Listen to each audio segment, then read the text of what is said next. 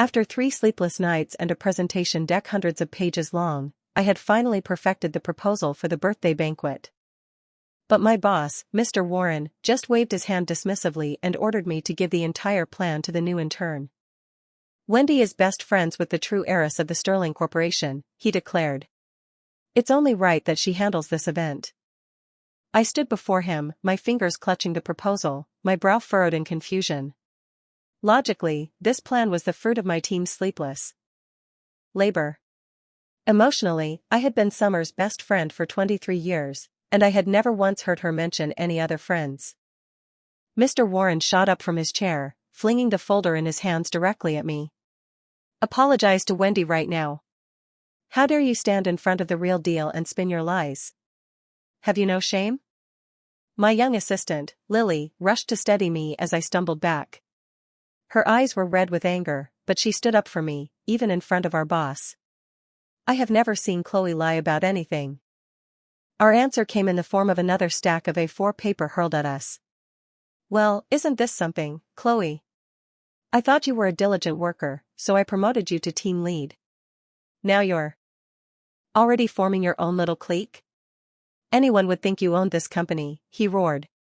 I don't have room for high and mighty people like you here. Pack your things and get out. Lily opened her mouth to argue, but I quickly squeezed her hand. There was no point in a futile war of words. I would just wait and see who would come begging for whom later.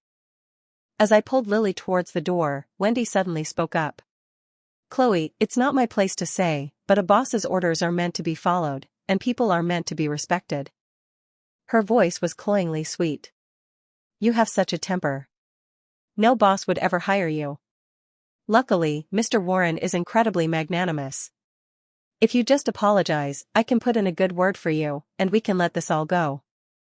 She paused, a smug look on her face.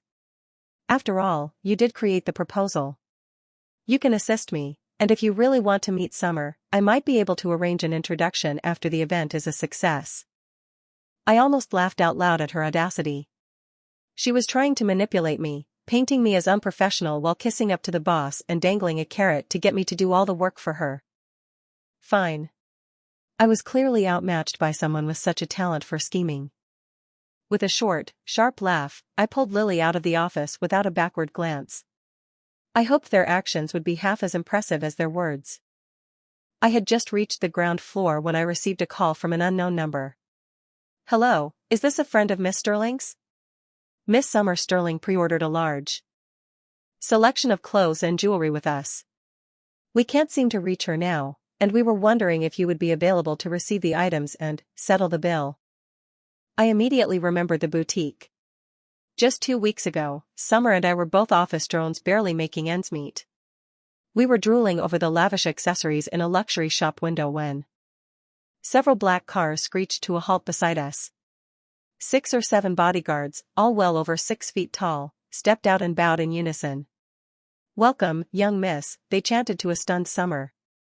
Then, a beautiful, teary-eyed woman rushed out and hugged Summer tightly. Oh, my darling daughter. I've finally found you. Feeling like she was in a dream, Summer had immediately stormed into the luxury store and bought a mountain of things, all for me. After the woman, her mother, told her they would be throwing a grand birthday banquet to announce her return, Summer had pre-ordered even more clothes and jewelry, leaving my phone number as the contact. But as soon as she was taken to her new home, she was whisked away to a foreign country for some crash course in high society etiquette. She could only contact me when she managed to sneak away with a phone. In our 2 brief calls, she told me she had convinced her mother to let my company bid for the event, and that she had instantly recognized and chosen my proposal, insisting that I execute it perfectly. A wicked idea sparked in my mind.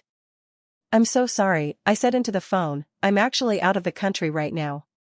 Could you please deliver everything to my friend for signature and payment? Her name is Wendy. You can find her at my company. An hour later, our entire office floor was swarming with people. It took 3 employees from the luxury boutique to carry all the bags and boxes that Summer had ordered. They now stood in a semicircle in front of Wendy. Miss Wendy, one of them said, Miss Sterling told us you were her friend and that you would handle the payment and receive these for her. You did get the notification, didn't you? The Sterling Corporation's reputation is impeccable, we would never try to deceive you. Miss Wendy, if you could just sign here, we can get back to our work. Perhaps you could call Miss Sterling now? We're also concerned about the fit of the clothes and want to leave enough time for alterations before the banquet. I stood at the back of the growing crowd, sipping a coffee and enjoying the show. Wendy's face was a pale sheet of white. She looked at the mountain of merchandise and the expectant faces, utterly speechless. She was the best friend, wasn't she? Helping Summer out with a small bill shouldn't be a problem. The commotion drew Mr. Warren out of his office, his face a mask of stern annoyance. But the moment he saw Wendy, his expression melted into a doting smile. What's all this? What's going on? Wendy leaned in and whispered something in his ear. Mr. Warren's face immediately hardened as he turned to the boutique staff. Humph, and we're just supposed to take your word for it?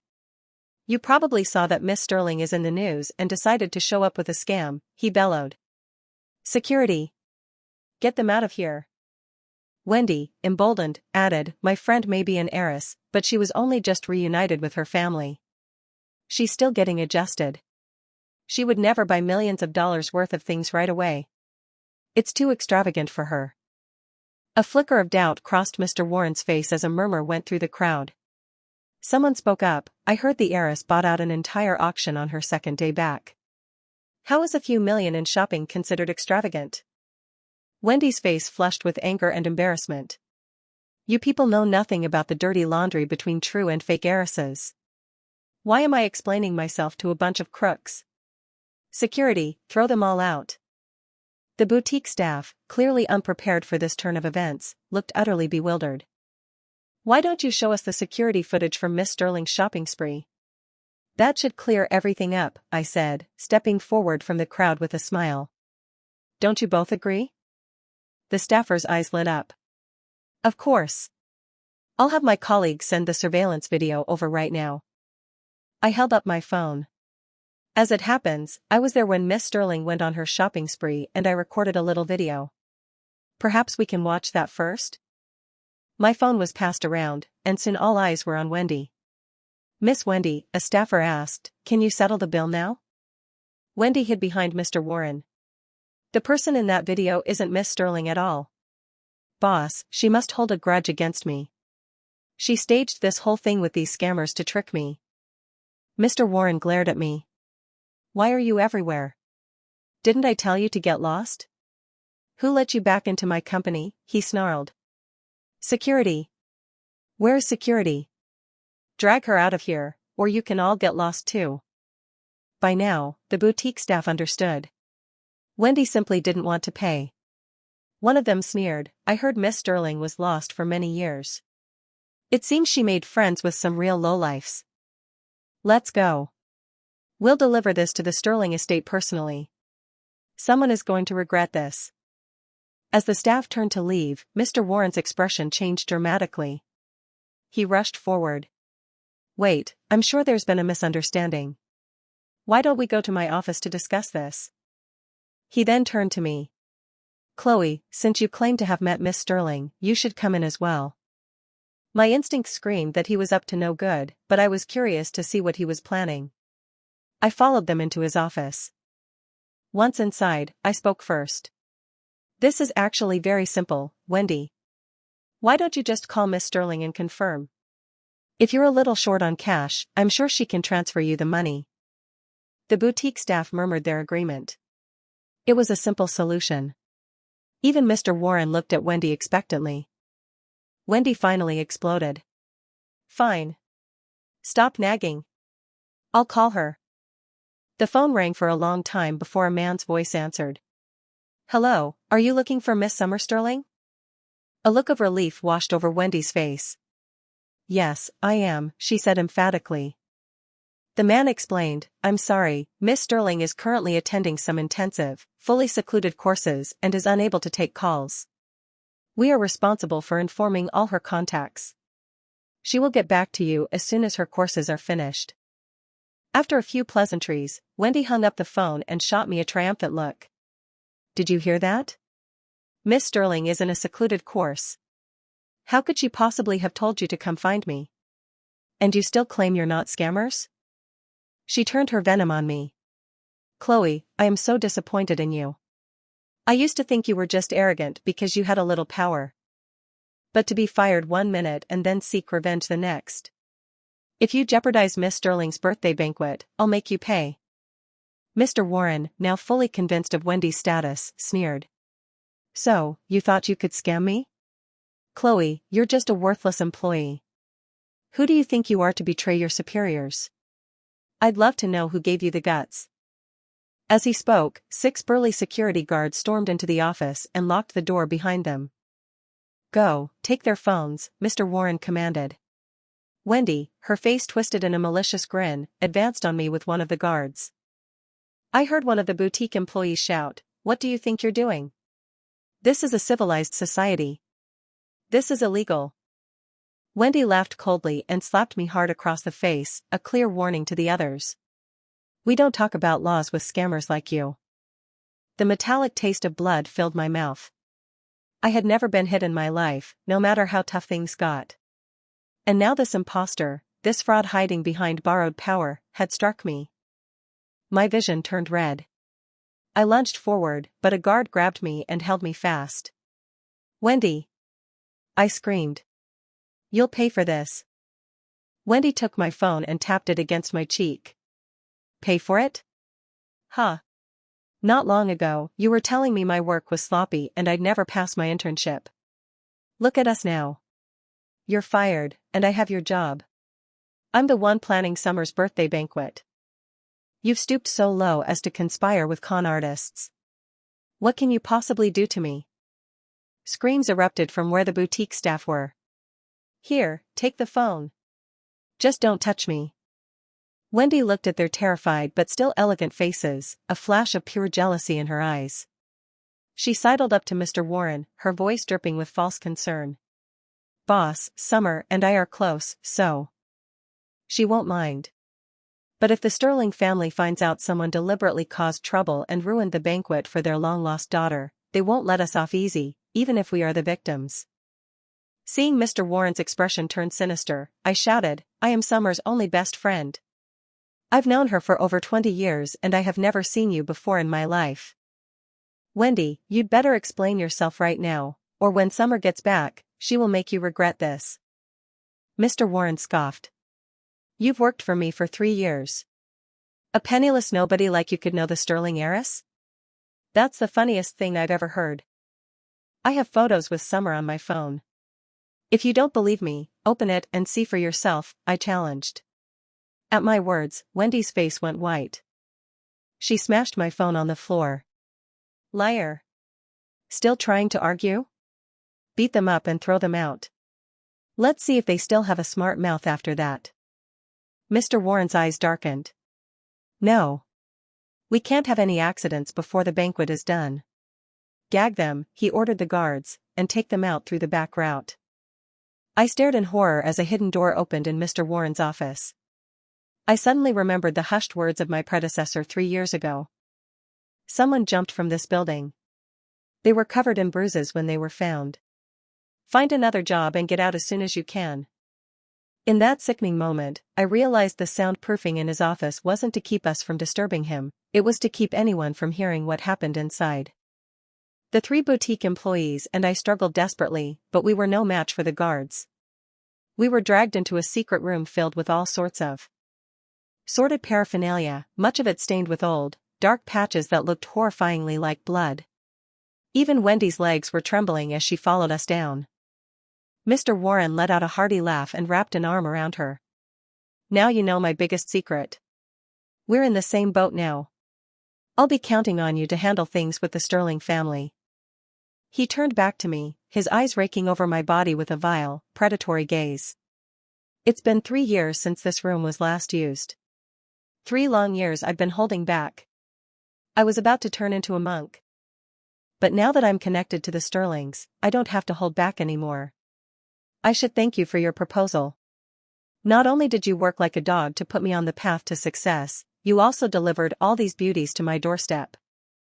The guards laughed along with him, some already reaching out with greedy hands. Mr. Warren picked up a leather whip and tossed it on the floor. Don't think I don't know how long you've all been lusting after this little vixen Chloe. Here's your chance. Whoever gets the whip goes first. I watched in terror as a guard I recognized snatched the whip and advanced on me with a wicked grin. I scrambled backward until my back hit the cold wall. My thin summer clothes were no defense. As he tore at my shirt, I lunged forward and bit his hand, hard. The man held in pain and raised the whip. I squeezed my eyes shut, bracing for the searing lash, but the pain never came. Someone had thrown themselves over me, crying out in agony. Ah! It was Lily. Her face was pale as she shouted, "I've already called the police. You'd better let us go right now." A wave of hope washed over me and the other women. We were saved. But Mr. Warren just laughed until he was bent over. That's hilarious. Hello? I'm the bad guy here. I turned on a wireless jammer before we even came down here. How exactly did you call the police? With your mind? He strode forward and grabbed a handful of Lily's hair, yanking her head back. You people, he hissed, you call yourselves employees, but you're nothing but slaves. I'm your boss. I'm the one who feeds you. Instead of thinking about how to worship me, you spend all your time defying me. If this weren't the 21st century, I'd have all of you beheaded, he spat. But don't worry. As your master, I'll teach you a lesson in obedience. A patch of Lily's scalp was torn away, and cold sweat beaded on her forehead, but her mouth was gagged, muffling her cries of pain. I tried to rush him, but one of the guards kicked me to the ground. Mr. Warren sneered down at me. Today, I'll teach you how to listen to your master. What are you all waiting for? Get to it. I trembled with fear, trying to crawl away, but a guard dragged me back. Just as I prepared to fight him to the death, a clear, furious voice echoed from the stairway. Stop. I'd like to see who dares touch my best friend. I whipped my head around, and tears instantly flooded my eyes. Summer. Summer was back. The bodyguard she brought with her swiftly shoved the men off me and the other women. I collapsed into Summer's arms, sobbing too hard to speak. She looked at my bruised face, her own full of pain. Who did this? What happened here? Behind her, Mr. Lee, her mother's secretary, stepped forward and faced Mr. Warren, his voice dangerously calm. Mr. Warren, you are quite bold. Kidnapping, false imprisonment, and attempted murder. You are in serious trouble. Mr. Warren was now drenched in sweat, shaking like a leaf. He might not have been sure who the real best friend was, but he absolutely recognized Mr. Lee, who frequently appeared in financial magazines alongside the chairwoman of the Sterling Corporation. Mr. Lee continued grimly, I'm afraid you're going to be very busy for the foreseeable future, Mr. Warren. Our collaboration on the birthday banquet is hereby terminated. Furthermore, according to the contract, this termination is due to gross negligence on your part. You will be paying the full penalty fee to our subsidiary. The guards, realizing the game was up, tried to fight their way out, but they were easily subdued and bound by Summer's professional security team. Mr. Warren clung to the railing, his voice trembling as he addressed Mr. Lee. I've done nothing against you or the Sterling family. Name your price. We can all just pretend this never happened. Summer spat in his direction. You hurt my best friend and think you can just buy your way out of it? No chance in hell, she yelled. Mr. Lee, turn off their jammer and call the police. Now. Mr. Warren crawled on his hands and knees and knelt before me. Chloe, you know I've taken good care of you these past 3 years. I never docked your pay. I was misled by that witch. Please, put in a good word for me. I'll give you everything I have, I swear. Before I could respond, Summer's voice cut through the air. What witch? Mr. Warren scrambled to the corner and dragged out Wendy, who had been trying to make herself invisible. Miss Sterling, it was her. She pretended to be your best friend and told me Chloe was bullying her. I was just trying to stand up for your friend. That's how I made this terrible mistake. He started banging his head on the floor. Miss Sterling, please, I did it all for the Sterling family's honor. For you. Please, let me go. Mr. Lee, clearly annoyed by the noise, gestured curtly. A bodyguard gagged Mr. Warren and tied him up. You should be careful what you say, Mr. Warren. You can save your story for the police. And for the record, the Sterling Corporation does not engage in illegal activities. If you continue to make baseless accusations, we will pursue further legal action. A dark, wet patch spread between Mr. Warren's legs. Summer and I looked away in disgust. It was then that Summer gasped. Wendy? I knew it was you. Meeting my murderous gaze, Summer gave me an apologetic smile. Don't misunderstand, Chloe, I swear to God, you are my one and only best friend. Seeing my eyes well up again, Summer quickly explained that Wendy was a student from a poor background whom she had been secretly sponsoring for years. The anger I felt about my best friend's status being stolen instantly vanished, replaced by a pang of sympathy for Summer. I finally understood why, during our university years, she was always broke and mooching off my meal plan despite working multiple part-time jobs. We had spent the last few days of many months surviving on plain bread together. Summer scratched her head, embarrassed. You know, I grew up in an orphanage and received a lot of help from kind people. I just wanted to pay it forward. I didn't tell you because I was afraid you'd empty your own pockets to help, and then we'd both starve. Her expression hardened again. But I never thought I was sponsoring a snake. Somehow, she found out I was the Sterling heiress and had the nerve to demand I buy her a car and a house. When I refused, she threatened to make me pay. It's my fault, she sighed. I didn't realize until this morning that your proposal had Wendy's name on it. I knew something was wrong, so I rushed back immediately. I can't believe I was still too late to prevent this disgusting mess. At the word snake, Wendy's eyes flashed with resentment. Seeing how gentle Summer was with me, she scrambled to her feet. You're supposed to be a good person. You're the Sterling heiress now. A few million is nothing to you.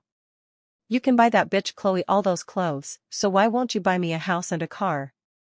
I need them. I gritted my teeth. Wendy knew nothing.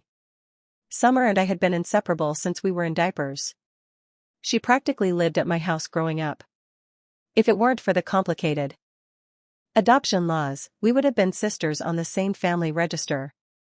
My heart ached for Summer, who had scrimped and saved only to nurture such a shameless, ungrateful person. Summer's eyes flashed with fire. She slapped Wendy across the face. Slap. That was for my best friend. Slap. No one has ever laid a hand on Chloe in her entire life. Slap. 3 times in return. I assume you have no objections. As Summer raised her hand again, I quickly stopped her and raised my own. Another loud slap echoed in the room. You should never betray the kindness of someone who helped you. This is for Summer, I said coldly. Now that you know who she is, you'd be wise to stay far away from us. Wendy collapsed to the floor, holding her swollen face, silent. Summer quickly took me, Lily, and the boutique employees to the hospital.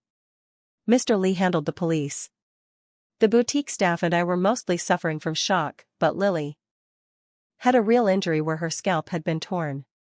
We all winced as the nurse treated her wound, but she just smiled bravely. It's okay, Chloe. It'll heal in a few days. I remarked to Summer that I had good judgment. When Lily first joined the company, her father fell gravely ill. I gave her all the money I had at the time for his medical bills. Though he didn't make it, Lily never forgot my kindness, and in that critical moment, she had taken a blow for me, buying us precious time.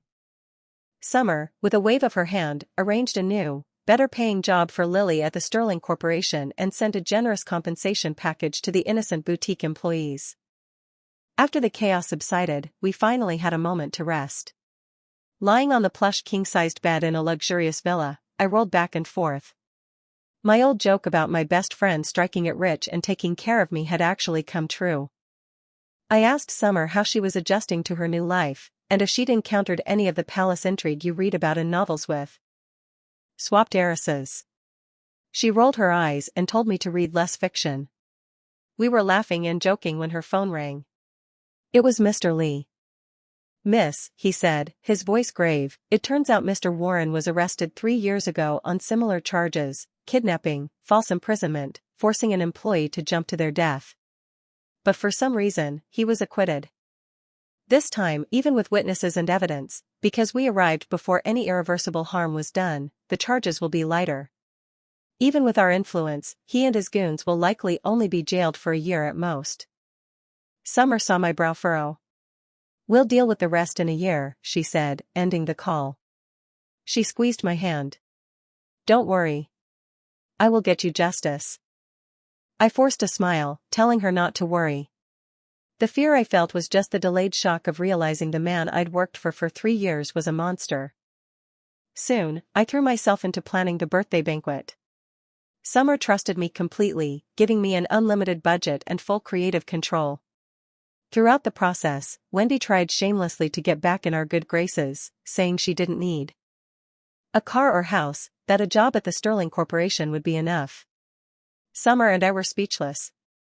We couldn't comprehend how someone could be so brazen. Her heart completely hardened by the betrayal, Summer refused to see her ever again.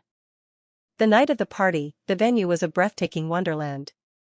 Summer and her mother, the formidable Mrs. Sterling, were both incredibly pleased with the result. My heart swelled with pride seeing Summer, radiant and stunning in her evening gown. It was perfect. Though she never said it, I knew Summer had longed for a mother her whole life.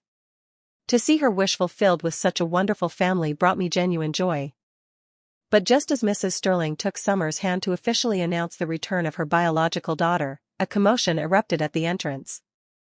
A horde of reporters, cameras on their shoulders, bypassed security and swarmed towards the stage, aiming their lenses at Mrs. Sterling. "Mrs. Sterling. The return of your daughter is a joyous occasion. Are you refusing press coverage because you already know she is morally corrupt and you're ashamed to present her?" I couldn't hear Mrs. Sterling's reply because I was suddenly surrounded myself. "They say when one person succeeds, all their friends rise with them," a reporter sneered at me. "You're using your friend's new status to act like you're high society, bullying a poor intern. Don't you feel any shame, betraying your own working-class roots?" Just then, Wendy, dressed in a simple white dress, stumbled into the room and fell to her knees before Mrs. Sterling.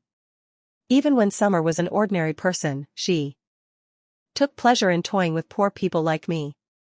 "Now that she's your precious daughter, if you don't stand up for me, I may never get justice in my lifetime."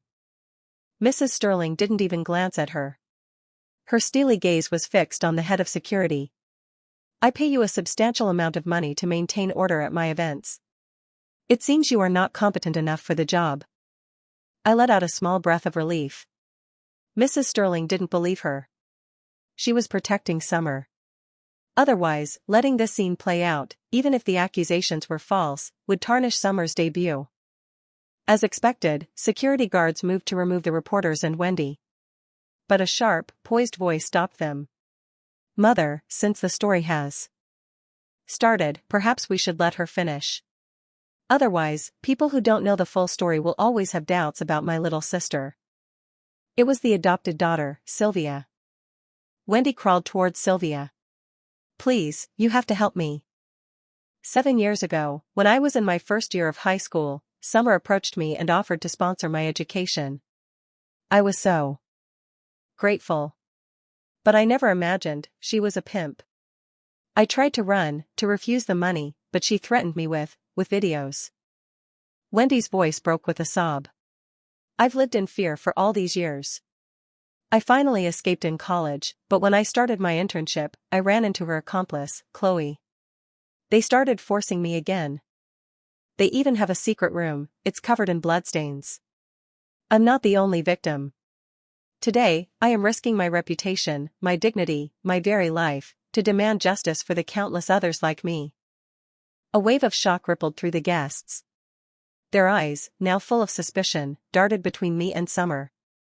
Someone whispered, "I thought it was strange that the new heiress was involved with a scumbag like Mr. Warren. It turns out they were in it together." "And that friend of hers, Chloe," another added. "There must be some blackmail involved. Why else would the new heiress be so good to her old poor friend? She has nothing to offer. Silence. Sylvia snapped, her voice cutting through the murmurs. How can you make such wild accusations based on a few words, without a shred of evidence? Wendy held up her phone. Summer sent me one of the videos to threaten me. If you don't believe me, you can see for yourselves. The reporter's camera zoomed in on Wendy's phone. Most people couldn't see the screen, but the graphic, brutal audio was enough. A wave of disgust washed over the room, and the guests' gazes turned venomous. Someone like that should be in jail. Take Chloe to the police right now. Mrs. Sterling, we all know how hard you've searched for your daughter, one of your business partners said gravely. But family ties cannot supersede the law. If you let someone like this take over the Sterling Corporation, who knows what kind of damage she'll cause, what kind of losses she'll bring to partners like us. Summer was shaking with a mixture of anger and disbelief. She started to rush forward to confront Wendy, but Mrs. Sterling held her back. Mrs. Sterling let out a low, cold laugh. You are right. A conniving, manipulative person is indeed unworthy of being my daughter, and unworthy of taking over this company. She turned. Speaking of which, I did hear something about that Mr. Warren a while back. Mr. Lee, you were the one who called the police that day, weren't you? What exactly happened? Yes. Mr. Lee was there. I rushed to his side. Mr. Lee, please, tell them what really happened. He looked at me with an expression of profound apology. I'm sorry. In front of all these people, I must speak from the perspective of the company's best interest. To my and Summer's utter shock, Mr. Lee recounted a completely different version of events. In his telling, Summer was displeased with the boutique staff's attitude and had me lure them to the office. She then intentionally flew back from overseas to use her family's name to assault them. He claimed Summer had threatened to fire him to ensure his silence, telling him to frame the story as simply helping out a friend. I stared at him in horror, backing away. That wasn't what happened. That wasn't it at all. Looking at the sea of faces that seemed to want to swallow me whole, I turned desperately to Mrs. Sterling. It's not what they're saying. This is all a conspiracy. Mrs. Sterling clapped her hands slowly, mockingly. A conspiracy. How interesting. I began to tremble. Could she really believe them so easily? Had I dragged Summer, who had just found happiness, back into misery? Then, Mrs. Sterling's tone shifted. She looked directly at Sylvia. Let me ask you one more time. Is a conniving, manipulative person unworthy of being a Sterling daughter, and unworthy of taking over this company? Sylvia's face was a mess of conflicting emotions. Finally, she said, Mother, I think we need to gather more evidence. We can't just believe these accusations and wrongly condemn Summer. I'll have my people investigate at once. That won't be necessary, Mrs. Sterling said, her voice like ice. The daughter I found myself, I naturally investigated everything about her thoroughly. I imagine everyone is tired of the music and dancing. Why don't we watch a little video for entertainment instead? She stopped Sylvia in her tracks and handed Mr. Lee a small flash drive, instructing him to play it on the main screen. The guests murmured in confusion but were eager for more drama. When the video started, the person on the screen wasn't Summer. It was Sylvia. Her usually elegant face was twisted into a cruel snarl. All right, stop crying. It was just a few men. When this is over, I'll give you more money than you could earn in a lifetime and send you abroad. You can live as freely as you want. The video then showed Wendy, barely clothed, her face lighting up with greed at the mention of money. Miss Sylvia, I'll be sure to play my part perfectly and drive Summer out. You have to keep your promise. Sylvia's face turned ashen. She shrieked at Mr. Lee to turn off the video, but he was already being restrained by security. She lunged at the screen, screaming, It's fake. It's all fake. Mother, someone is trying to frame me, you have to believe me. Mrs. Sterling gave her no opportunity for dramatics. She simply gestured, and Sylvia was gagged and dragged away. The video continued, now showing the footage from my phone, of Summer and her bodyguards rushing into the secret room to save me. When it ended, Mrs. Sterling addressed the stunned crowd, her voice ringing with pride. My friends, I am so fortunate. Not only have I found my daughter, but I found that in my absence, she has grown into a righteous and remarkable young woman on her own. Even after becoming an heiress, she remains loyal and devoted to her old friends, which speaks volumes of her grateful heart. As she is just now adjusting to her new life, I hope you will all offer her your support and guidance. The few people who had been jeering earlier slipped away in shame. The rest of the room erupted in thunderous applause. I heard them saying, "A young woman of such character. Now is the time to build a relationship with her." I saw Summer looking at her mother, her eyes filled with pure adoration. Before I could even fully process my own relief, Mrs. Sterling spoke again. Tonight's entire event was designed and executed by Miss Chloe. Her impeccable taste is self-evident. As the host, I'd like to ask a small favor for this young talent. In the future, if you have any need for event planning services, I highly recommend her new company. As the eyes of some of the most influential people in the city turned to me, I gripped my hands tightly to keep from shaking. I'd made it. I had really, truly made it. No wonder Mrs. Sterling had me register a business license and had personally invested capital just a few days ago. I had latched onto my best friend's coattails, and I was never letting go. It felt amazing,